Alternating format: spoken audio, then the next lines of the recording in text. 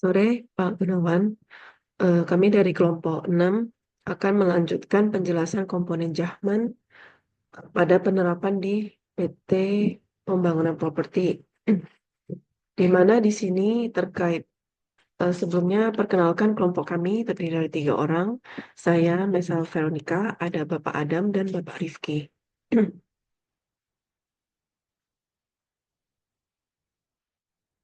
Terkait terkait Jahman Framework ini terdiri dari 6 komponen atau 6 eh, deskripsi, yaitu data, function, network, people, time, dan motivation.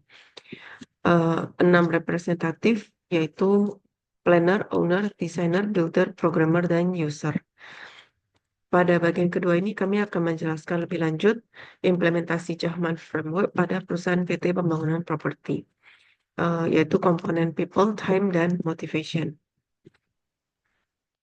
Untuk deskripsi bagian 4 atau people, di sini pembahasannya kenapa people, karena terhadap suatu sistem perlu dijelaskan terkait dengan penggunaannya, siapa yang menggunakan, dan bagaimana mengatur penggunaan tersebut di dalam sistem ERP. Pertama, dari perspektif planner, menentukan scope atau orang-orang yang berkaitan, yaitu stakeholder utama, misalkan direksi, Departemen Finance, Procurement, General Affair, dan Project. Kedua, dari perspektif owner atau bisnis konsep, membuat atau menyusun struktur organisasi yang formal beserta job desk-nya terkait dengan proses yang akan dijadikan ERP, masing-masing divisi itu tanggung jawabnya di mana. Dari perspektif desainer yang merancang sistem, membuat role matrix yang menyatakan siapa yang bisa menginput, siapa yang bisa memvalidasi, mengapprove, mereject atau menolak pengajuan, atau hanya sekedar mengetahui informasi di dalam sistem. Dari perspektif builder, di sini contohnya programmer melakukan coding atau setup konfigurasi hak akses di dalam sistem ERP. Kelima, perspektif subkontraktor. Ini untuk detail terkait dengan konfigurasi setup di ERP-nya. Di sini melakukan pendataan yang lebih detail, yaitu mulai dari import data user dan mapping per divisi. Keenam, perspektif dari functioning system atau sistem yang digunakan. Di sini menghasilkan pengguna aktif yang dalam sistem itu juga bisa diaudit. Artinya seluruh kegiatannya user itu dapat dianalisa atau di-trace kembali siapa yang melakukan apa. Berikutnya terkait pembahasan deskripsi 5 dan 6 akan dilanjutkan oleh Pak Adam dan Pak Rifki.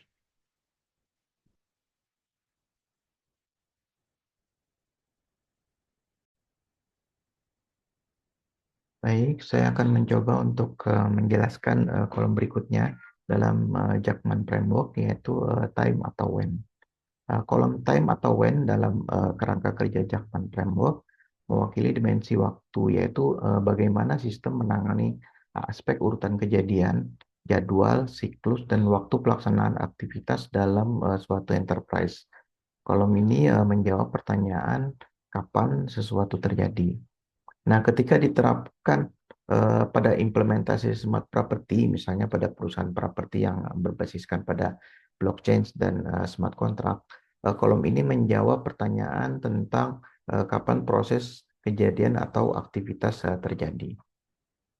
Baik, untuk role pertama yaitu role planner atau scope, yaitu menentukan kalender bisnis strategi seperti pada awal tahun anggaran, kemudian deadline penyusunan anggaran, kemudian kapan periode pelaporan rutin. Nah, contoh dari role ini adalah misalnya menentukan kapan proyek dimulai dan ditargetkan selesai. Kemudian menentukan mengenai timeline implementasi proyek smart contract untuk perusahaan smart property. Nah, kemudian untuk yang role kedua yaitu role owner, terkait dengan bisnis konsep, yaitu menyusun siklus kegiatan seperti adalah proses budgeting bulanan, kemudian ada progres mingguan untuk proyek, kemudian pembayaran tiap akhir bulan untuk kegiatan eh, di perusahaan. Kemudian juga terkait dengan audit tahunan. Nah, contoh dari role owner ini adalah menentukan proses penjadwalan pembayaran sewa otomatis dari penyewa. Misalnya menentukan juga siklus audit dan inspeksi properti. Nah, kemudian untuk yang role ketiga yaitu role designer, ini bagaimana menentukan urutan atau ketergantungan waktu antar proses di dalam sistem. Nah, kemudian juga merancang SLA dan ketergantungan waktu proses. Contoh adalah misalnya untuk PR harus diproses dalam 3 hari, kemudian approval tidak boleh lewat dari 2 hari, kemudian urutan validasi kontrak ditentukan adalah seperti verifikasi identitas dulu, kemudian konfirmasi pembayaran, kemudian baru transfer hak kepada pengguna. Nah, kemudian rule berikutnya adalah rule builder yang terkait dengan teknologi desain. Ini lebih ke arah physical teknologi, yaitu implementasi teknologi yang terkait dengan penjadwalan, contohnya untuk pemilihan platform atau sistem yang mampu menangani event yang berbasiskan dengan waktu. Nah, contoh ini adalah mengatur cron jobs pada sistem ya dan scheduler untuk auto reminder, kemudian generate aging report, misalnya setiap tanggal 25, ataupun auto cut off pada auto log pengajuan. Nah, kemudian untuk role berikutnya adalah subkontraktor atau komponen, yaitu yang terkait dengan kode dan skrip waktu atau skrip penjadwalan secara otomatis. Misalnya implementasi scheduler untuk billing, kemudian aging, kemudian juga auto reminder WA atau email ke user. Nah, contoh pada rule ini adalah kode itu sendiri pada smart contract yang berisi logika yang terkait dengan waktu, seperti eksekusi delay, timeout, atau validasi waktu transaksi menggunakan timestamp. Nah, kemudian rule yang terakhir adalah functional system atau runtime yang terkait dengan aktivitas nyata atau real time yang terjadi di lapangan. Kemudian pencatatan timestamp tiap aktivitas gitu ya, kapan dibuat, kemudian dirubah, disetujui atau dibayar. Serta real time monitoring dari audit log pada sistem. Nah, ini contoh nyata pada functional system ini, sistem menjalankan pembayaran secara otomatis misalnya setiap tanggal 1, kemudian sistem melakukan pembatalan akses penyewa jika belum membayar sewa tepat waktu. Nah, column time atau when dalam konteks smart property ini dirasa juga sangat penting memastikan bahwa transaksi tersebut berlangsung sesuai dengan waktu yang telah ditetapkan. Kemudian kontrak dieksekusi sesuai dengan jadwal yang telah disetujui. Kemudian hak dan kewajiban pengguna properti juga dapat dikontrol secara transparan, secara otomatis, dan berbasiskan dengan waktu. Kemudian untuk bagian selanjutnya akan disampaikan oleh rekan saya. Terima kasih. Selamat malam, saya akan melanjutkan untuk penjelasan terkait penggunaan framework Zahman untuk motivation. Why?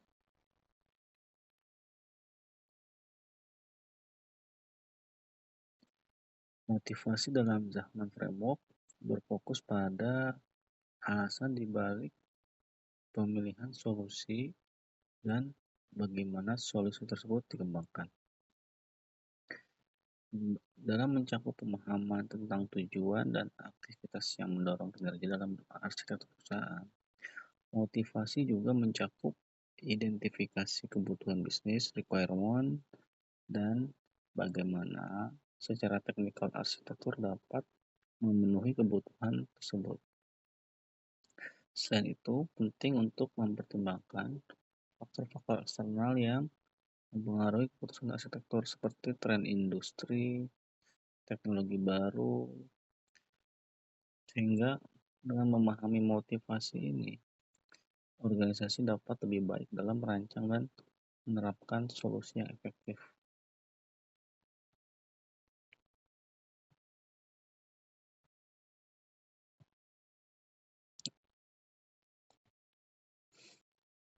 Dalam menggunakan framework Sachman untuk motivasi, terkait beberapa konteks. Yang pertama adalah dalam konteks planner atau scope, di mana kerangka tersebut fokus pada pemahaman dan perencanaan kebutuhan bisnis secara keseluruhan. Pada tahapan ini, motivasi berperan penting dalam menentukan arah dan tujuan dari arsitektur itu sendiri, di mana akan dikembangkan seperti apa.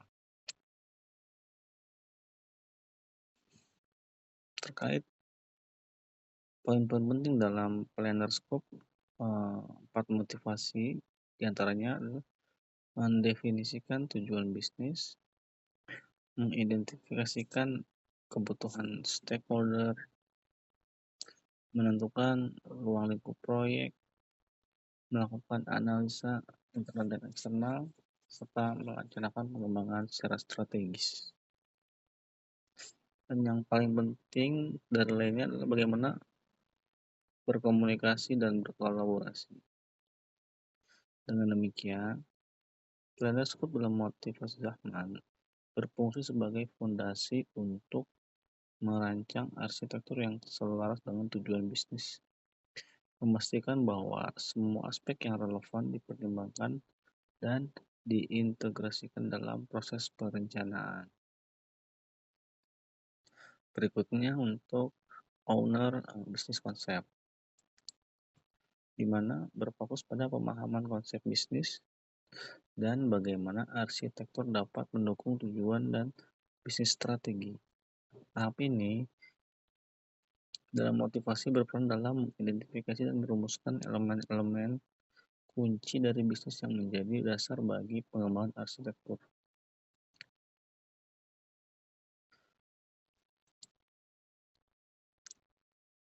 Di mana terkait poin-poin penting dalam owner bisnis konsep adalah definisi konsep itu sendiri, di mana organisasi harus mendefinisikan konsep bisnis yang jelas, termasuk produk atau layanan yang ditawarkan, segmen pasar, dan nilai unik yang diberikan kepada customer. Berikutnya, poin-poin penting terkait owner bisnis konsep, identifikasi bisnis proses itu sendiri. Sangat penting untuk bisa mengidentifikasi dan mendokumentasikan proses bisnis yang mendukung konsep bisnis, di mana mencakup langkah-langkah yang akan diambil untuk menghasilkan produk atau layanan serta interaksi pelanggan dan pemangku kepentingan lainnya. Berikutnya, designer system logic,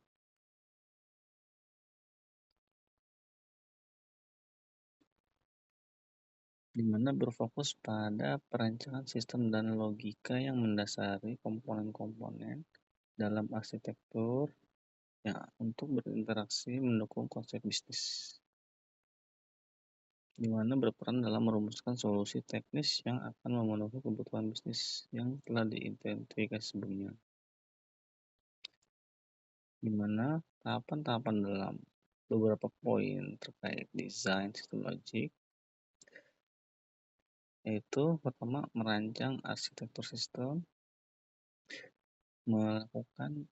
memodelkan logika sistem, mendefinisikan komponen sistem, mengintegrasikan komponen sistem, mengembangkan prototipe, melakukan analisa dan kehandalan, melakukan dokumentasi atas spesifikasi proyek, berkolaborasi dengan tim developer.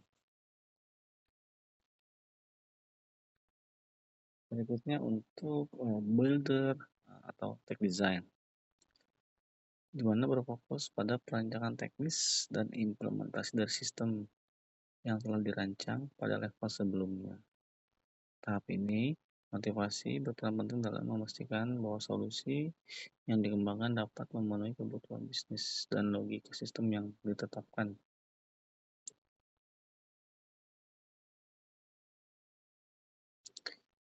Berikutnya terkait subkontraktor atau komponen, di mana berfokus pada pengembangan atau penyediaan komponen-komponen spesifik yang diperlukan untuk membangun sistem. Pada tahap ini, motivasi berperan dalam memastikan bahwa setiap komponen yang dikembangkan dapat berfungsi secara efektif, terintegrasi dengan sangat baik dalam keseluruhan surrounding system atau sistem-sistem yang terhubung dan berkomunikasi satu sama lain.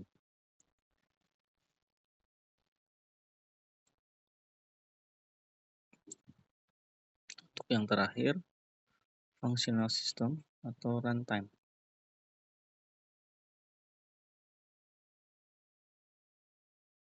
Dalam Zahman Framework, terkait functioning system atau runtime, berfokus pada sistem yang sudah berfungsi dan dioperasikan dalam lingkungannya. Pada tahap ini, motivasi berperan untuk memastikan bahwa sistem yang telah dibangun dapat beroperasi dengan baik, memenuhi kebutuhan bisnis, dan memberikan value bagi organisasi. Berikut adalah poin-poin penting dalam functioning system. Pertama, operational system, customer experience, monitoring and maintenance, pengelolaan masalah dan dukungan, pembaruan dan peningkatan, evaluasi kinerja, keamanan dan kepatuhan, serta adaptasi terhadap perubahan. Dengan demikian, functional system berfungsi untuk memastikan bahwa sistem yang telah dibangun dapat beroperasi dengan baik dan memberikan nilai bagi organisasi. Untuk menjaga kinerja sistem, stability, meningkatkan customer experience, memastikan bahwa sistem tetap relevan dan dapat beradaptasi dengan perubahan atau volatilitas pasar. Kesimpulan dari motivasi secara garis besar adalah mencakup pengembangan visi jangka panjang yang selaras dengan strategi bisnis. Hal ini melibatkan kolaborasi antar berbagai stakeholder untuk memastikan bahwa semua perspektif dan kebutuhan sudah terakomodasi. Motivasi ini pun mendorong inovasi dan adaptasi terhadap perubahan, sehingga arsitektur yang dibangun tetap relevan dan responsif terhadap dinamika pasar. Dengan pendekatan yang terstruktur, organisasi dapat mengoptimalkan sumber daya dan meminimalkan risiko dalam implementasi solusi arsitektur. Demikian penjelasan terkait motivasi dari saya, kurang lebihnya.